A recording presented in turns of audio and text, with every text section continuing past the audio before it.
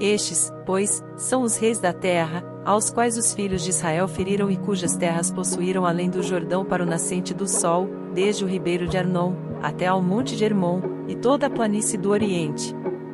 Sion, rei dos amorreus, que habitava em Hesbom e que dominava desde Aroer, que está à beira do ribeiro de Arnon, e desde o meio do ribeiro, e a metade de Gileade, e até ao ribeiro de Jaboque, o termo dos filhos de Amon.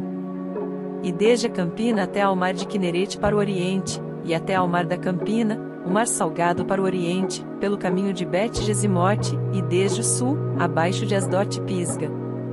Como também o termo de Og, rei de Bazã, que era do restante dos gigantes e que habitava em Astarote e em Edrei, e dominava no monte Hermon, e em Salcá, e em toda Bazã, até ao termo dos Jesureus e dos Macateus, e metade de Gileade, termo de Sion, rei de Hesbom.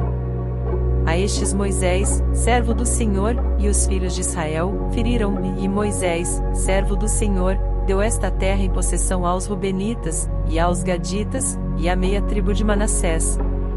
E estes são os reis da terra aos quais Josué e os filhos de Israel feriram aquém do Jordão para o ocidente, desde Baal-Gade, no vale do Líbano, até ao monte Alaque, que sobe a Seir, e Josué deu as tribos de Israel em possessão, segundo as suas divisões. O que havia nas montanhas, e nas planícies, e nas campinas, e nas descidas das águas, e no deserto, e para o sul, o Eteu, o Amorreu, e o Cananeu, o Perizeu, o Eveu, e o Jebuseu.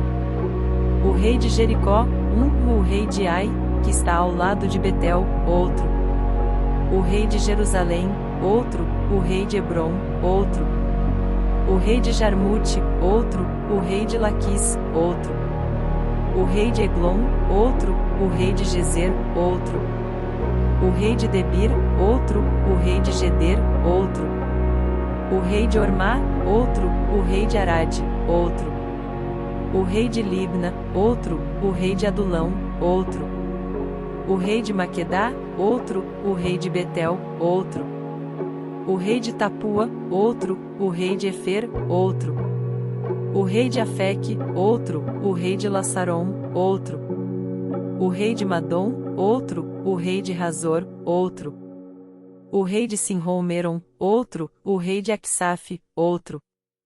O rei de Taanaque, outro, o rei de Megido, outro. O rei de Quedes, outro, o rei de Joquinião do Carmelo, outro. O rei de Dor no outeiro de Dor, outro, o rei de Guim em Gilgal, outro. O rei de Tirza, outro, 31 reis ao todo.